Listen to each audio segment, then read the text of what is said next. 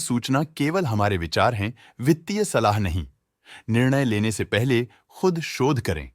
किसी भी लाभ या हानि के लिए हम उत्तरदायी नहीं हैं।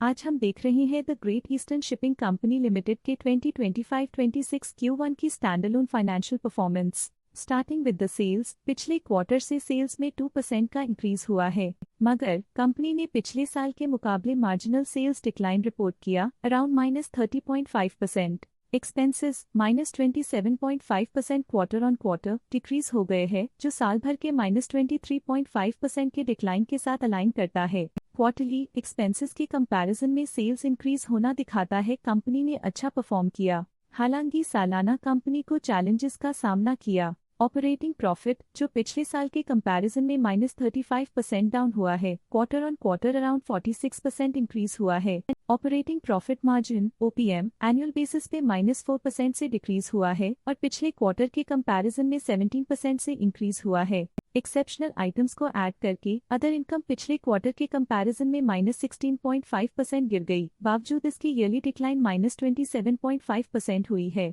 इंटरेस्ट एक्सपेंसेस पिछले क्वार्टर से -12% डाउन हुआ, लेकिन ईयर ओवर ईयर डिक्रीज -30.5% हुआ है। डिप्रिशिएशन कॉस्ट्स में क्वार्टरली -7% का डिक्लाइन देखने को मिला और ईयरली बेसिस पे -2% का डिक्रीज देखा गया। Profit before tax annually -39.5% decrease हुआ, लेकिन प्रोसीडिंग क्वार्टर से 48.5% बढ़ा है। इस साल कंपनी ने 3% टैक्स पे किया और क्वार्टरली कंपनी ने 7% टैक्स पे किया है। नेट प्रॉफिट ने ईयर ऑन ईयर -42% का डिक्लाइन दिखाया, लेकिन लास्ट क्वार्टर से 53% का इंक्रीज हुआ है। इस क्वार्टर में कंपनी का परफॉर्मेंस काफी अच्छा रहा। वहीं अगर एनुअल एनालिसिस की बात करें तो साल के दौरान कंपनी का परफॉर्मेंस अच्छा नहीं रहा। नेगेटिव नेट प्रॉफिट का मतलब है कि कंपनी प्रॉफिट के कंपैरिजन में नुकसान उठा रही है। अर्निंग्स पर शेयर EPS में ईयरली -42% का डिक्रीज देखा गया, लेकिन क्वार्टरली में 53% की बढ़ोतरी भी नजर आई। इस क्वार्टर में कंपनी का EPS काफी अच्छा रहा।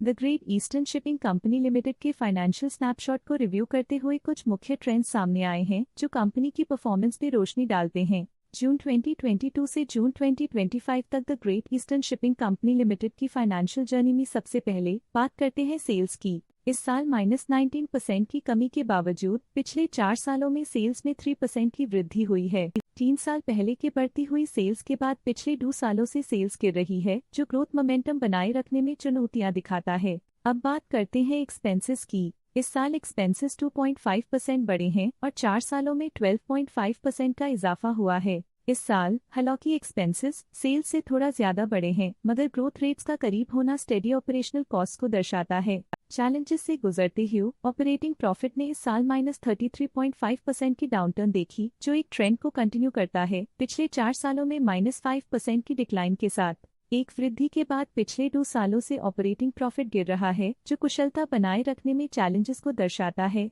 इस साल नेट प्रॉफिट में -22% की गिरावट हुई, लेकिन पिछले 4 सालों में 65.5% की बढ़ोतरी हुई है, जो कंपनी की मजबूती दिखाता है। पिछले 2 सालों से नेट प्रॉफिट में गिरावट आई है, जो ऑपरेशनल चैलेंजेस या मार्केट कंडीशंस पर चिंता बढ़ा सकती है। इस साल EPS में -32.5% की कमी के बावजूद लंबी अवधि में देखा जाए तो 45% की मजबूत वृद्धि हुई है। एक इजाफे के बाद पिछले 2 सालों में EPS गिर रहा है, जो कुछ चैलेंजेस को दर्शाता है जिन्हें स्ट्रेटेजिक रिव्यू की जरूरत है।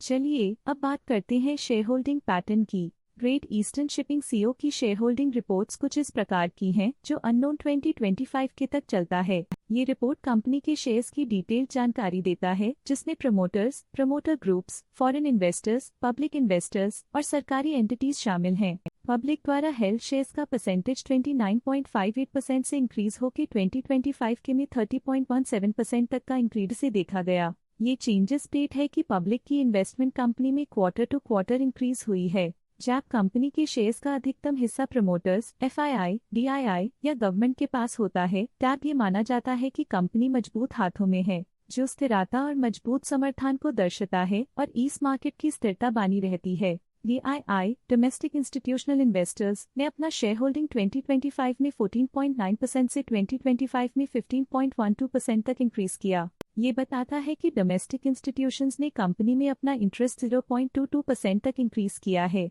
फॉरेन इंस्टीट्यूशनल इन्वेस्टर्स के शेयर होल्डिंग में थोड़ा डिक्रीज आया 2025 के से 2025 के में, जो दिखाता है कि फॉरेन इंस्टीट्यूशंस ने अपने स्टेक को क्वार्टर टू क्वार्टर -0.81 से डिक्रीज किया है, जिसे पता चलता है कि उन्होंने अपनी इन्वेस्टमेंट्स को पुल बैक किया है। ये था कंपनी का करंट शेयर होल्डिंग पैटर्न। आज के लिए फाइनेंशियल सेक्टर में इतना ही। देखने के लिए धन्यवाद। स्टॉक लेटेस्ट न्यूज अपडेट के लिए चैनल को सब्सक्राइब करें और वीडियो को लाइक एंड शेयर करें।